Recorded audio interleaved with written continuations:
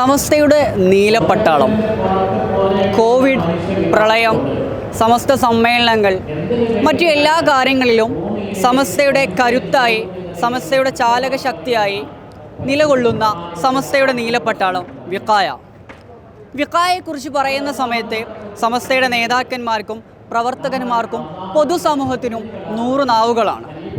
ഏതൊരു പ്രതിസന്ധി സമയങ്ങളിലും ഏതൊരാളും സ്തംഭിച്ചു നിൽക്കുമ്പോഴും കരുത്തോടു കൂടിയിട്ട്, ആർജവത്തോടു കൂടിയിട്ട്, മനോഹരമായ രീതിയിൽ അതിനെല്ലാം തരണം ചെയ്യുന്ന നീലപ്പട്ടാളം. ആ നീലപ്പട്ടാളത്തിൻ്റെ വ്യത്യസ്തമായ ബാച്ചുകളിലായിട്ട് ഒരുപാട് ആളുകൾ കർമ്മപഥത്തിലേക്ക് ഇറങ്ങിയിട്ടുണ്ട്. നമ്മുടെ കൂടെ ഇന്ന് ചേരുന്നത് ആ വിഖായയുടെ 1-ാം നമ്പറുകാരനാണ്. SKVAQ 001 വിഖായ പട്ടാളത്തിലെ 1-ാം നമ്പറുകാരനാണ് നമ്മോട് കൂടെ ചേരുന്നത്. പ്രിയപ്പെട്ട ജലീൽ ഫൈസി, എങ്ങനെയാണ് വിഖായയെക്കുറിച്ചും അതിൽ 1-ാം നമ്പറുകാരനായ കുറിച്ചും ഒക്കെ പറയാനുള്ളത്?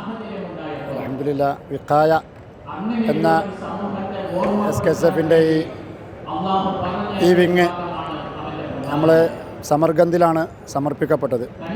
25,000 വിഖായ വളണ്ടിയേഴ്സിനെ അന്നത്തെ മുഖ്യമന്ത്രി ബഹുമാനപ്പെട്ട ഉമ്മൻചാണ്ടി ഈ നാടിന് സമർപ്പിക്കുകയുണ്ടായി.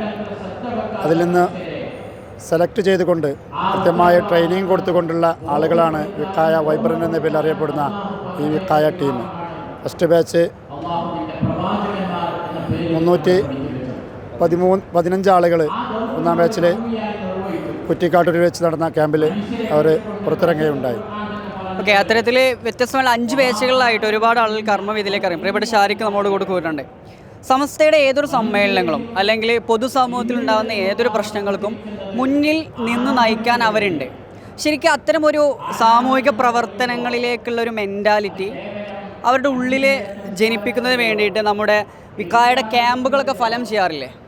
എങ്ങനെയാണ് അതിലേക്കുള്ളൊരു ചാലനം, ഈ ക്യാമ്പിലേക്ക് ആളുകളുടെ ഒരു ഒഴുക്ക് എങ്ങനെയാണ്? വിഖായയുടെ ക്യാമ്പിലേക്ക് വിഖായിൽ ജോയിൻ ചെയ്യാൻ ആളുകളുടെ താല്പര്യം എങ്ങനെയാണ്? അതായത് വിഖായയിലോട്ട് ഇപ്പം 5 ബാച്ചിൻ്റെ ഇത് കഴിഞ്ഞെന്ന് ജലീൽ ഫൈസി പറഞ്ഞു നമ്മുടെ അടുത്ത്. ഈ കഴിഞ്ഞ ഡിസംബറിൽ 6-ാം തീയതിയാണ് നമ്മുടെ 5-ാം ബാച്ച് ഇറങ്ങുന്നത്. ഈ 5-ാം ബാച്ചിലേക്ക് രജിസ്റ്റർ ചെയ്തവരുടെ എണ്ണം എന്ന് പറയുന്നത് 2200 പേരാണ്. അതാണ് ഒഴുക്കെന്ന് പറയുന്നത്. അതായത് വിഖായയിലേക്ക് ഒരു ആളെ വിളിക്കുമ്പോഴേക്കും അതിലോട്ടുള്ള എണ്ണം അതാണ്. അതിൽ നിന്ന് പ്രത്യേകം പരിശീലനം കൊടുത്താണ് വരുന്നത്. നമ്മൾ ജില്ലാ തലത്തിൽ 2 ക്യാമ്പ്, സ്റ്റേറ്റ് തലത്തിൽ 3 ദിവസം നിൽക്കുന്ന ക്യാമ്പ്, റെസിഡൻഷ്യൽ ക്യാമ്പ്, ഇങ്ങനെ വിവിധ സെഷനുകളിൽ, അതായത് trauma care, first aid, medical care, പിന്നെ അതേപോലെ തന്നെ ഡിസാസ്റ്റർ മാനേജ്മെൻറ്റ്, അങ്ങനെയുള്ള ഓരോ സെഷനുകളും ആത്മീയപരമായിട്ടും എല്ലാ രീതിയിലുള്ള സെഷനുകൾ കൊടുത്താണ് വരുന്നത്. അങ്ങനെയാണ് ഈ ഒരു നിങ്ങൾ ആദ്യം പറഞ്ഞ സമ്മേളനത്തിന് മുന്നിൽ നിൽക്കുന്ന രീതിയിലോട്ട് വിഖായെ നമ്മൾ വാർത്തെടുത്തിരിക്കുന്നത്. ശരിക്കും പറയുന്നത് ഏതൊരു സമ്മേളനങ്ങളുടെ വിജയശില്പികൾ അവർ, അതിൻ്റെ അണിയറ പ്രവർത്തകർ എന്ന് പറയുന്ന രീതിയിൽ ആ സമ്മേളനം തുടങ്ങുന്നതിന് കുറച്ച് മണിക്കൂറുകൾക്ക് മുമ്പോ ദിവസങ്ങൾക്ക് മുമ്പോ എത്തുകയും സമ്മേളനത്തിന് ശേഷം ആ നഗരിയും വേദിയും എല്ലാം മനോഹരമായി വൃത്തിയാക്കിയതിന് ശേഷം ഇപ്പോൾ ഇതിൽ നയിക്കുന്നൊരു നായകൻ എന്ന നിലയിൽ എപ്പോഴെങ്കിലും വിഖായ പ്രവർത്തന നിലയിൽ ഒരു തലവേദന സൃഷ്ടിച്ചിട്ടുണ്ടോ അവർ? ഒരിക്കലുമില്ല, അങ്ങനത്തെ ഒരു തലവേദന നമുക്ക്. കാരണം ഇപ്പോൾ അവസാനം സന്ദേശയാത്ര നടന്നപ്പോഴേക്കും തങ്ങൾ എടുത്തെടുത്ത് പറഞ്ഞു. അതാണ് ഞങ്ങൾക്കുള്ള ഏക ഒരു ഇതെന്ന് പറയുന്നത്. തങ്ങളെ എല്ലാ സ്ഥലത്തും ഞങ്ങൾക്ക് വേണ്ടി പ്രാർത്ഥിച്ചു. തങ്ങൾ അത്രയും തങ്ങൾക്കൊരു ബുദ്ധിമുട്ടില്ലാത്ത രീതിയിൽ ഞങ്ങൾക്ക് പ്രവർത്തനം ചെയ്യാൻ പറ്റുമോ? ഒരിക്കലും നമുക്കൊരു തലവേദന എവിടെയും ഉണ്ടാക്കിയില്ല. പകരം നമ്മൾ ആ തലവേദനകൾ മാറ്റിക്കൊടുക്കുകയാണ് ചെയ്തിട്ടുള്ളത്.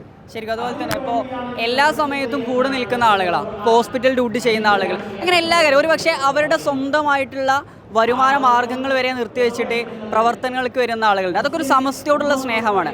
അത്തരത്തിലെ ഒരു വിഖായ പ്രവർത്തകൻ എന്ന നിലയിൽ ഈ സമസ്തയുടെ സമ്മേളനത്തെ 100-ാം വാർഷിക മഹാസമ്മേളനത്തിൽ കോട്ടണിന് സേവനം ചെയ്യാൻ ഭാഗ്യം ലഭിച്ചിട്ടുണ്ട്. അതിനെങ്ങനെയാണ് കാണുന്നത്, ഈ 100-ാം വാർഷികത്തിൽ സേവനം ചെയ്യാൻ ലഭിച്ച ഭാഗ്യത്തെ? അൽഹംദുലില്ലാ, വലിയ ഭാഗ്യമായിട്ടാണത് കാണുന്നത്. കാരണം സമസ്തകല ജമിയത്തുൽ ഉലമ എന്ന പ്രസ്ഥാനത്തിൻ്റെ 100-ാം വാർഷികം അതിന് പങ്കാളിയാകുക എന്നുള്ളത് വലിയൊരു ഭാഗ്യമായിട്ടാണ് ഓരോ പ്രവർത്തകരും കാണുന്നത്. വെച്ചാൽ മറ്റുള്ള എല്ലാം മാറ്റി വെച്ചുകൊണ്ട് ഇപ്പോൾ നമ്മൾ ഹോസ്പിറ്റൽ ഡ്യൂട്ടിക്ക് എടുക്കുന്ന ആളുകളാണ്. എന്നാൽ തൽക്കാലം അതൊക്കെ നമ്മൾ നിർത്തിയെന്ന് വെച്ചാൽ ഈ സമസ്തയുടെ 100-ാം വാർഷികം അത്രയും പ്രധാനമായിട്ടാണ് കാണുന്നത്. എല്ലാ വളണ്ടിയേഴ്സും അതിനുവേണ്ടി തയ്യാറായിക്കൊണ്ട് വളരെ നേരത്തെ തന്നെ അവർ ഇതിൻ്റെ എല്ലാ കാര്യങ്ങളും നേരത്തെ പറഞ്ഞ A to Z വരെയുള്ള കാര്യങ്ങൾ തീർക്കാൻ വേണ്ടിയിട്ട് ഇവിടെ എത്തിയിട്ടുണ്ട്. വളരെ ഭാഗ്യമാണ്. ഇനിയും ഒരുപാട് ആളുകൾക്ക് വിഖായിൽ ജോയിൻ ചെയ്യാൻ താല്പര്യം ഉണ്ടാവും. അപ്പോൾ നമ്മൾ ഇന്നൊരു പ്രതിനിധി ക്യാമ്പ് 10,000-ന് മുകളിൽ ദായിമാരെ സമൂഹത്തിന് സമർപ്പിക്കുകയാണ്. അതുപോലെ വിഖായയുടെ വരും ക്യാമ്പുകളൊക്കെ എങ്ങനെയാണ്? അതിന് അടുത്ത ക്യാമ്പയിൻ കാലയളവിൽ അതിൻ്റെ അടുത്ത സമിതി അംഗങ്ങളാണ് അതിൻ്റെ കാര്യങ്ങൾ ചെയ്യുക. ഓരോ 2 വർഷം കൂടുമ്പോഴേക്കുമാണ് നമ്മൾ ഈ ഒരു പുതിയ അംഗങ്ങളെ എടുത്തുകൊണ്ടിരിക്കുക. അത് അതിൻ്റേതായ ആ ഒരു കാലത്തിനനുസരിച്ചുള്ള രീതിയിൽ എത്ര എണ്ണം വേണം എന്നൊക്കെ നമ്മൾ കണക്ക് കൂട്ടി ആ ഒരു കോട്ടയാണ് നമ്മൾ പൂർത്തീകരിക്കുക. ഒരു ചെറിയ കാര്യം കൂടെ, ഇപ്പോൾ നമ്മൾ വിക്കായിലിൻ്റെ പ്രവർത്തകരിൽ ഏകദേശം 5000-ന് മുകളിൽ വിക്കായ ആക്റ്റീവിംഗ് പ്രവർത്തകരുണ്ടാവും. അതിൽ യുവാക്കളുടെ എണ്ണം അല്ലെങ്കിൽ യുവാക്കളുടെ ഒരു താല്പര്യം എത്രത്തോളം കണ്ടിട്ടുണ്ട്? അത് എന്ന് വെച്ച് കഴിഞ്ഞാൽ യുവാക്കൾ മാത്രമല്ല, അതിൻ്റെ അത് ജലീൽ ഫൈസിയായിരിക്കും അതിന് ഉത്തരം പറയാൻ പറ്റുന്ന ഏറ്റവും യുവാക്കൾ എന്ന് പറഞ്ഞാൽ, അതായത് ഇതിൽ നമ്മൾ വിക്കായ്ക്ക് കൊടുത്തത് എന്ന് പറഞ്ഞാൽ നമ്മളൊക്കെ അതിന് തുടക്കത്തിലുള്ള ആളുകളാണ്. പക്ഷേ മറ്റുള്ളവർക്ക് മെമ്പർഷിപ്പ് കാലാവധി നമ്മൾ കൊടുത്തിട്ടുണ്ട്. പക്ഷേ അതിന് മെമ്പർഷിപ്പ് എന്നല്ല, നമ്മൾ ഇതിന് സന്നദ്ധത അറിയിക്കുക, സന്നദ്ധമാണ് ഏറ്റവും സന്നദ്ധ ആളുകൾ.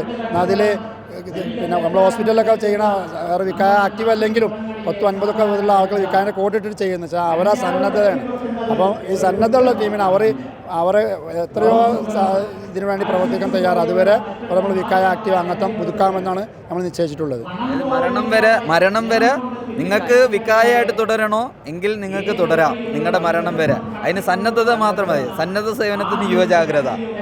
ശരിക്കും പറയുന്നത് എനിക്ക് ഇവരുടെ കൂടെ നിൽക്കുമ്പോൾ ഒരു അഭിമാനം. കാരണം SKVIQ 1932 എന്ന് പറയുന്ന 3ാമത്തെ പേജിൽ ഇറങ്ങിപ്പെട്ടുള്ള ആളാണെന്നാണ്. അപ്പോൾ സന്തോഷമാണ് നിങ്ങളുടെ കൂടെ പല സമ്മേളനങ്ങളും പ്രവർത്തിക്കാൻ പറ്റിയത്. ഇൻഷാ അല്ലാ ഏതൊരു വിക്കായ പ്രവർത്തകരുടെയും വലിയ താല്പര്യം, വലിയ ഗുണമെന്ന് പറയുന്ന പ്രാർത്ഥനകളാണ്, ഉസ്താദുമാരുടെ പ്രാർത്ഥനകൾ. ഇൻഷാ അല്ലാ വരും ദിവസങ്ങളിലും ഈ വിക്കായുടെ സേവനങ്ങളും മറ്റുമായിട്ട് നമുക്ക് വീണ്ടും കണ്ടുമുട്ടാം.